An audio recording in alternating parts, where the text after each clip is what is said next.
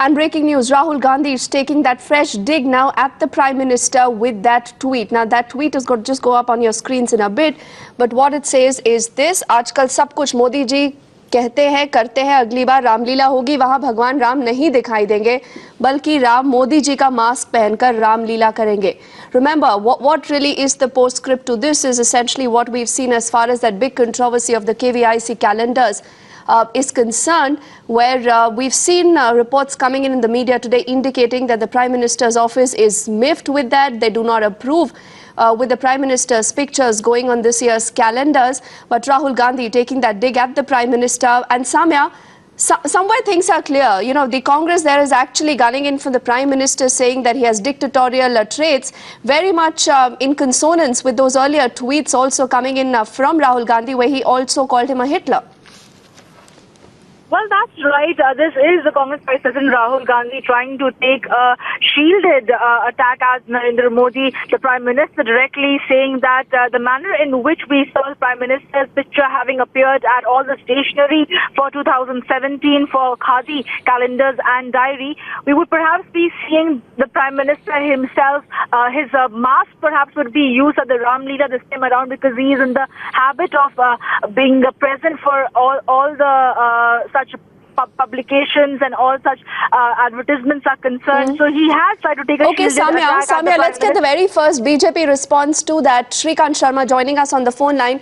Now, Shrikant ji, अब आप राहुल गांधी को क्या कहेंगे? उनका somehow ये कहना है कि मोदी जी हर जगह मौजूद रहना चाहते हैं और अगली बार ऐसा ना हो कि रामलीला में उनका मास्क नजर आए.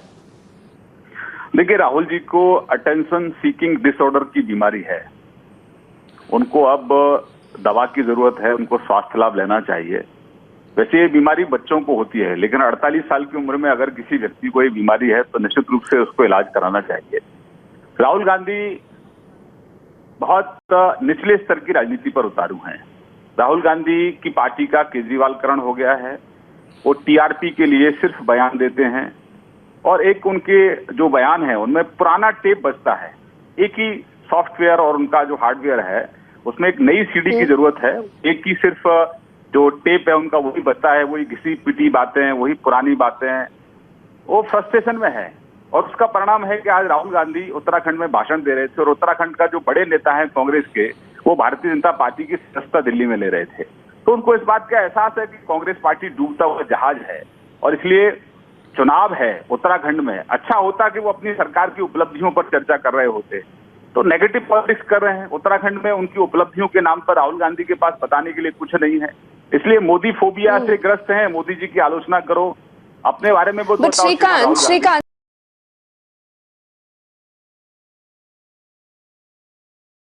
इस समय कर रही है वो ये है कि प्राइम मिनिस्टर हर चीज की उपलब्धि अपने सिर लेना चाहते हैं. उस तरह का एक परसेप्शन बैटल, एक उस तरह का अटैक यहाँ पर कांग्रेस की तरफ से आ रहा है कि एक बहुत शार्प अटैक है. समवेयर एक परसेप्शन बैटल है. कुछ दिखाने की कोशिश कांग्रेस इस समय कर रही है, वो ये है कि प्राइम मिनिस्टर हर चीज की उपलब्धि अपने सिर लेना चाहिए. राहुल गांधी झूठ क्यों बोलते हैं? राहुल गांधी कहते हैं कि मनरेगा कांग्रेस लेकर आई. राहुल गांधी ये क्यों भूल जाते हैं कि 2001 के अंदर अटल जी की सरकार थी जिसने एक स्कीम लेकर आए थे, काम के बदले अनाज. उसी स्कीम का नाम राहुल गांधी ने बदल दिया. तो आप अपनी उपलब्धियों पर चर्चा करिए श्रीमान राहुल गांधी. उत्तराखंड का चुनाव है, वहां सूबे को आपका मुख्यमंत्री दोनों हाथों से लूट रहा है. रंगे हाथों उत्तराखंड में उत्तराखंड के लोगों की बोली लगा रहा है. सीबीआई ने उसको नोटिस किया हुआ है. तो राहुल गांधी को आप किस मॉरल अथॉरिटी के साथ आप इस तरह की बयानबाजी करते हैं?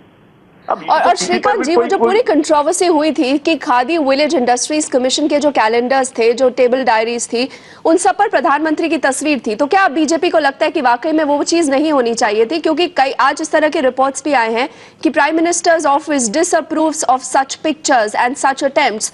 तो आपको लगता है कि उस तरह का एक जो अटेम्प्ट किया गया था खादी विलेज इंडस्ट्रीज कमीशन से, वो कहीं ना कहीं गलत था? देखिए, इस देश में खादी ग्राम उद्योग से 1 करोड़ 40 लाख मजदूर जुड़े हुए हैं, जहां उनको रोजगार के साधन बढ़ रहे हैं. मोदी जी के खादी की ब्रांडिंग करने से उसमें 37% उसकी बिक्री में बढ़ोतरी हुई है और खादी को अब ग्लोबल ब्रांड बनाने की कोशिश इस सरकार की है. उसके पॉजिटिव जो पहलू हैं उन पर भी चर्चा होनी चाहिए. अब ये राहुल गांधी से पूछा जाना चाहिए कि श्रीमान राहुल गांधी, आप खादी ग्राम उद्योग की बात कर रहे हैं, गांधी जी की बात कर रहे हैं, लेकिन गांधी जी ने तो कभी नहीं कहा था कि आप गांधी का मिसयूज करके और 14 लाख करोड़ की आप चोरी करिए, 1,86,000 करोड़ का कोयले की चोरी करिए, 1,76,000 की स्पेक्ट्रम की चोरी करिए। ये गांधी जी ने तो कभी नहीं कहा था। Okay, now Shrikant, those are again big charges that you're leveling, and I'll please request you to hold that phone line. Brajesh Kalapa of the Congress also joins us on the broadcast. Now, Brajesh, the BJP says that where is the merit? Why is the Congress Vice President stooping to a political, fight as low as this? Why don't we talk on, development? Why don't we talk on better indicators? Why is, Rahul Gandhi making this so personal? No, I think that's because the Honorable Prime Minister is making it personal. And the Prime Minister is, first of all, unseating Mahatma and trying to replace Mahatma in the KVIC calendar. I think But to that, Brajesh, we've heard from the PMO today. The PMO says that, that was not in consonance with the Prime Minister's office. The Prime Minister disapproves of a move like that. No, may have disapproved, but if you wink while disapproving, then naturally things will go through. Why is it going through? Why has he not said anything for the last 5 days? When cabinet minister of such seniority like in Haryana, like Mr. Vij, says that the Mahatma's face in the currency is costing us, and that's the reason the rupee is going down. Then the Honorable Prime Minister, who has gone to various places speaking about Mahatma, he doesn't have any voice to say. Why But would that Brajesh,